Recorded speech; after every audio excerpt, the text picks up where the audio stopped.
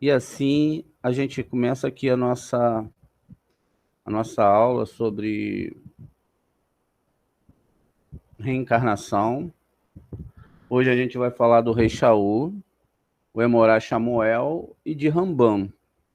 Quem foram essas pessoas? Dentro disso a gente vai falar sobre outras questões dentro da Torá e vamos ver outras situações dentro da Torá, tá bom? Shalom para vocês, sejam bem-vindos a essa aula. O rei Shaul foi o primeiro rei de Israel e quando ele enfrentou a guerra contra os filisteus, veio Golias, o líder dos filisteus. Ele queria desafiar o rei Shaul em um duelo e ele recusou, ele tinha medo daquele confronto.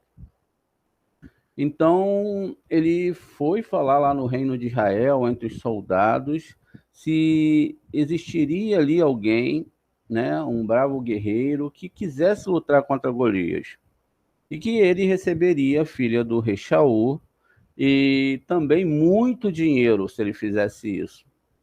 Mas ele tinha que voltar em segurança. Todos os soldados que estavam ali, todos eles, ainda que estudando a Torá, eles estavam com muito medo de enfrentar Golias. Apesar mesmo de ter uma grande recompensa, ninguém ousou ir enfrentar esse gigante. Olha como que era sério o enfrentamento.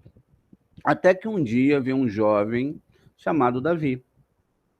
Ele veio ali para o acampamento para trazer comida para os seus outros irmãos, que já eram grandes. Como Davi era um jovem ainda e franzindo, né, ele viu aquele xingamento do Golias e ele ficou muito bravo. Ele sabia que existia um Deus que controlava todas as coisas. Atacada. Ele ficou bravo quando ele atacou a honra do Deus de Israel. Ele tomou aquele desafio para ele mesmo e ele falou: não aceitaria que o Deus dele fosse chamado daqueles nomes e desafiado como qualquer um. Haja vista que ele sabia que tudo estava na mão de Hashem. E aí, quando eles falaram que existia esse jovem que queria enfrentar esse grande gigante, eles falam para o rei Shaul. E ele tinha muita curiosidade para saber quem era esse menino, né, que tinha tanta coragem. E aí, quando Shaul vê Davi, ele pega a sua armadura real e coloca no Davi. Mas quando Davi vestiu, como Shaul era o maior da cabeça para cima do povo de Israel, e era muito alto, e ele na frente de Davi era um gigante, a armadura diminuiu.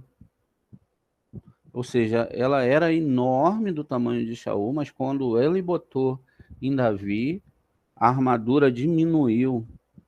E naquele momento, o rei Shaul olhou muito desconfiado para o rei Davi e falou: como pode um milagre desse acontecer? Será que esse é o menino? É a pessoa? Esse menino é a pessoa que vai vir tirar o meu reino? Era aquilo que estava anunciado? Ele vai tirar o meu trono? E aí a suspeita vai aumentar quando ele voltou lá da famosa luta com a cabeça de Golias nas mãos. Olha que coisa incrível. Dizem que quando Davi ele foi lutar com Golias, ele só tinha uma aljava e ele tinha 5 pedras na sua aljava. Diz que quando ele foi enfrentar, ele teve que usar essas 5 pedras, que são os 5 livros da Torá, e que o Golias nem era o maior dos gigantes, ainda tinha o seu primo, que era muito maior e cercado de entidades negativas. E o Davi, com a sua espiritualidade, com a sua santidade e com a certeza de que só existe um rei, ele joga aquela pequena pedra e atinge o gigante na sua cabeça, e ele arranca a cabeça de Golias.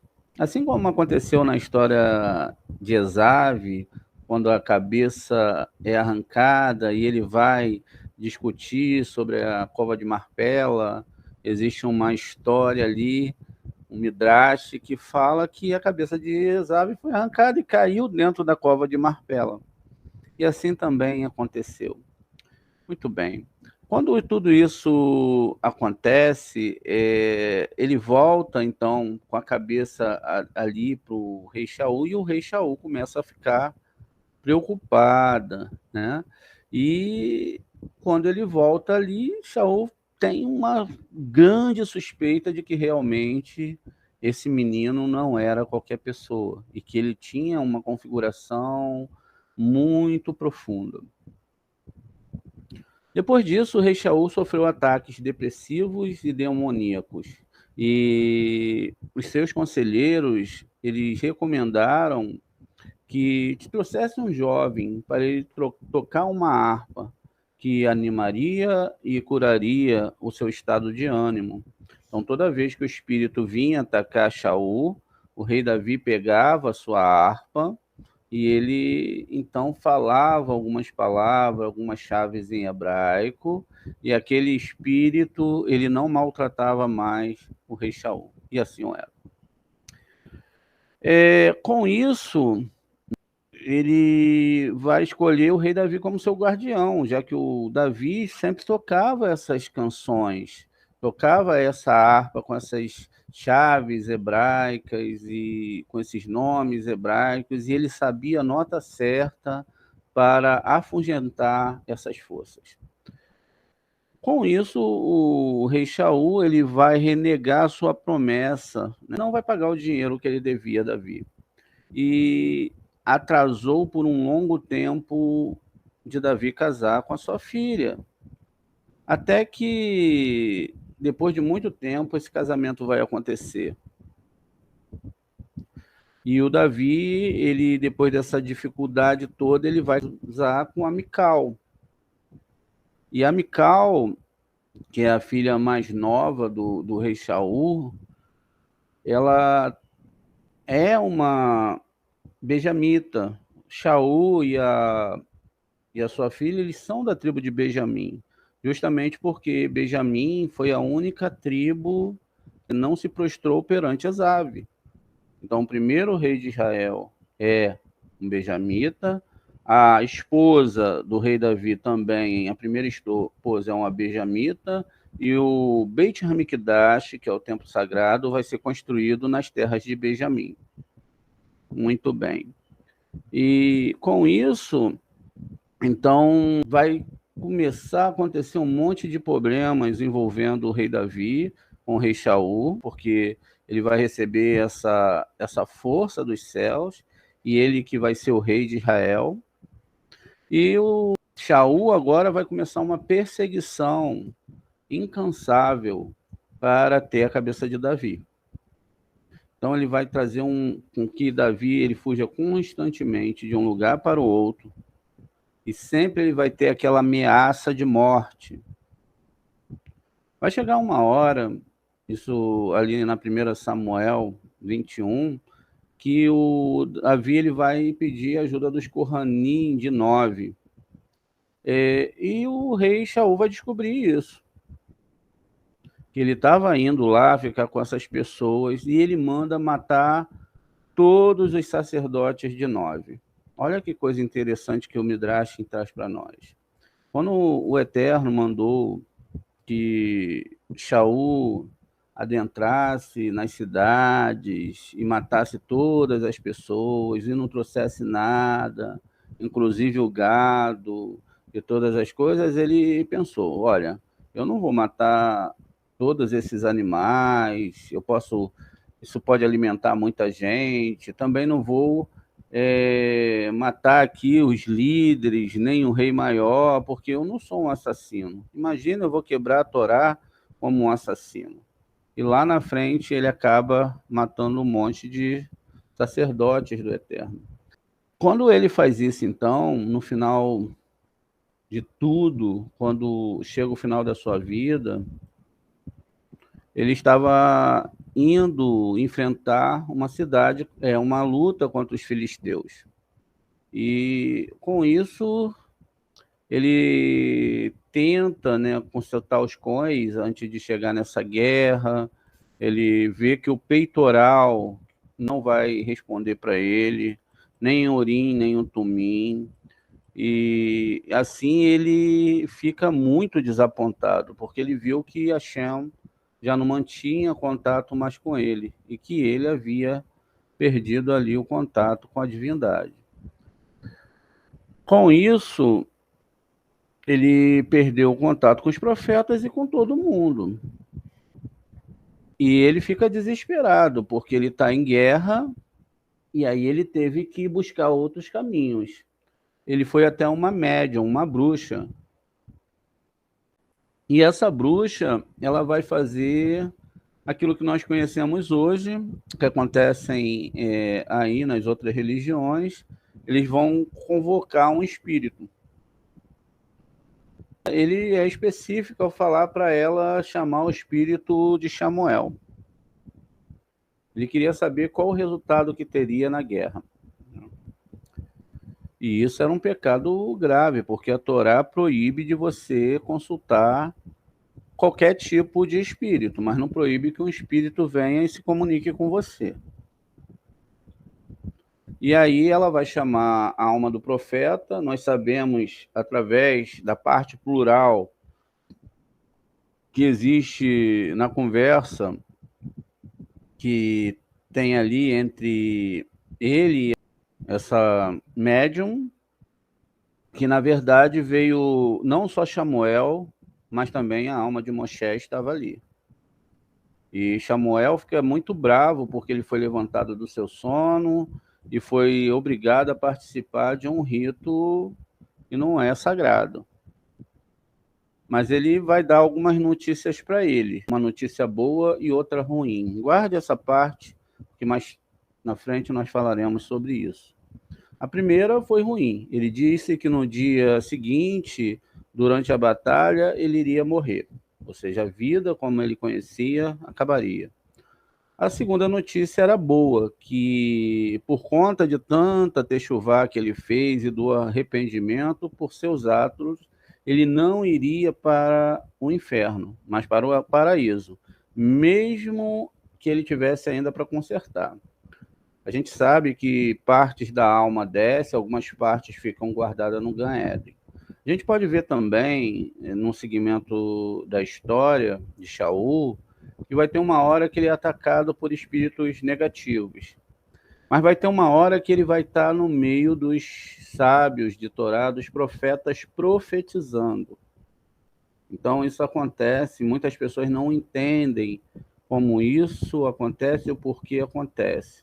Apesar dele ter feito um ato errado, apesar dele estar sendo cobrado por aquilo que ele fez, o Eterno não o abandonou e ele recebe a notícia de que ele não iria para o Guerrinom e que ele conseguiria voltar para reparar justamente essas questões que estavam erradas dentro da sua alma. E assim, no dia seguinte, a batalha foi difícil. Enquanto eles o encurralavam, o rei Shaul decidiu, por conta da sua depressão e tudo que ele estava passando, a guerra, a perda do seu reinado, ele cometeu suicídio.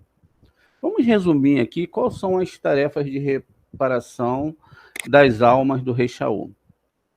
Ele fez o Davi ter uma vida de perseguição, ele não pagou a dívida que devia ao Davi. Enquanto Davi cantava para animá-lo e curá-lo, em vez de agradecê-lo, ele tentou matar. Ele tirou a vida dos Corranins da Cidade Nova. Ele usou meios de magia negra e convocações de espírito. Devido à depressão e à pressão, ele cometeu suicídio. Para consertar isso, o rei Shaul reencarna duas vezes. Primeiro ele vem como Rahan Shamuel, na época do Talmud, que foi ali quando começou a se compilar e escrever o Talmud, que foi no terceiro século. e mais tarde ele volta como o Rambam. Nesse caso, então, ele vai conseguir consertar essas duas etapas.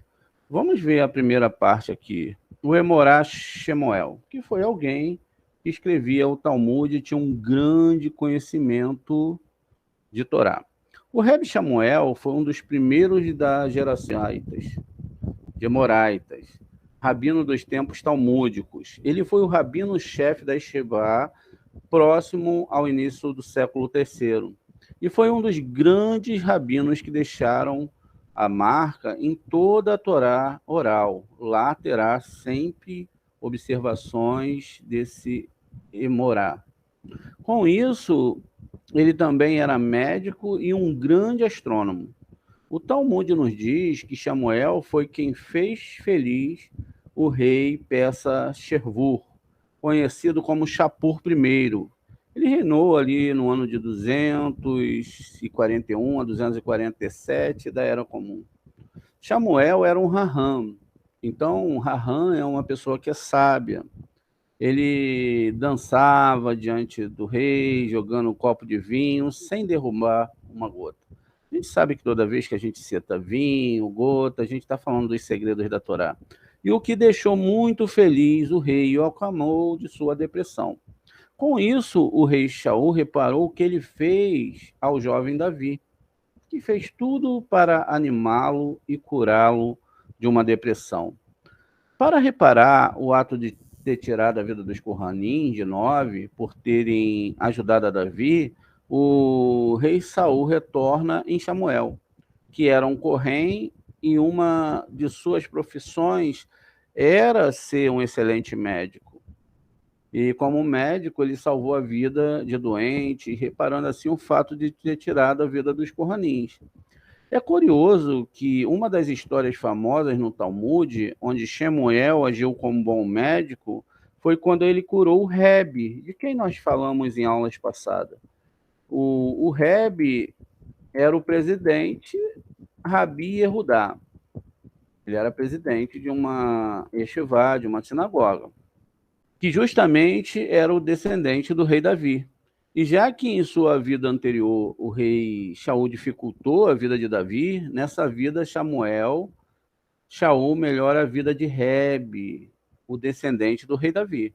Também o rei Shaul fez sofrer muitas suas filhas, Merabe e Mical, oferecendo-as como recompensa, brincando com elas, como no exemplo, quando Davi fugiu, ele forçou a sua filha Mical a se casar com Paute, Ben Laish, embora ela pertencesse a Davi. E ela, para não trair Davi, viveu em castidade na casa de Paute, ou seja, nunca se relacionou com ele, até que o Davi a resgatou. Então, para reparar o mal que fez às suas filhas naquele tempo, a Guemará relata no Ketubot 23:1 que as duas filhas do Raham Samuel foram presas. E todo o sofrimento que ele teve ao tentar libertá-las e provar a sua inocência e pureza. Justamente ele sofreu muito para fazer isso e agora ele conserta também aqui. Samuel era conhecido como Raham, que estabeleceu a regra dinâmica de Malhut Diná, ou seja, a obrigação que temos de obedecer às leis do reino ou do governo em que vivemos. E também todas as discussões no Talmud, que é sobre essas leis civis, tem uma alahá ou uma palavra do rabino Samuel. Esses dois conceitos são compreendidos por seu passado de realeza, com relação ao erro de Shaul ao convocar um espírito. Relata Guemará Berahot 18b sobre Samuel. O pai de Samuel cuidava do dinheiro de órfãos. Após a morte súbita, ele não sabia, né, onde estava esse dinheiro e ele era o único herdeiro que tinha. E o Samuel ele não sabia onde o pai tinha deixado esse dinheiro. Então ele não podia devolvê-lo para as pessoas. Esses órfãos, ele queria, mas não podia, ele estava numa situação muito difícil. Então eles o acusaram de ladrão e muitas pessoas queriam que ele pagasse a dívida. O Samuel, por sua vez, se sentiu mal com essas acusações de que eram falsos. porque ele realmente não sabia onde estava o dinheiro. Porém, com base no que estudamos até agora, tudo vai ser entendido. Já que a regra é, se eles te culpam por algo que você não fez, talvez você tenha feito em uma vida passada. Essa é a regra. Em uma vida anterior, como Shaul, ele não pagou a sua dívida com o rei Davi. E agora ele foi caluniado como um Rahan Shamuel por causa desse erro que ele tinha feito lá atrás, e agora ele vai passar esse desconforto. E ele vai fazer uma coisa que não foi boa. Ele vai procurar um caminho não muito bom. Por causa de toda essa vergonha que ele estava passando, ele preferiu ir ao cemitério e, de alguma forma, ele convocou o espírito de seu pai e perguntou a ele onde estava o dinheiro dos órfãos. Então, seu pai aparece para ele chorando, depois sorrindo. E Samuel perguntou ao seu pai: por que você está chorando? E por que você está rindo? E ele lhe respondeu: porque eu tenho para você boas e más notícias, como nós vimos lá acima. A ruim é que você vai morrer logo. E a segunda é boa notícia, é que você vai estar aqui desse lado, num local muito alto. E no final, ele revelou onde estava o dinheiro. Essa cena se parece com aquela que aconteceu com o rei Shaul. E ele, novamente, nessa vida, mesmo com todo o ensino de Torá, ele falha novamente ao acessar esses ritos proibidos de consultar espíritos. Shalom e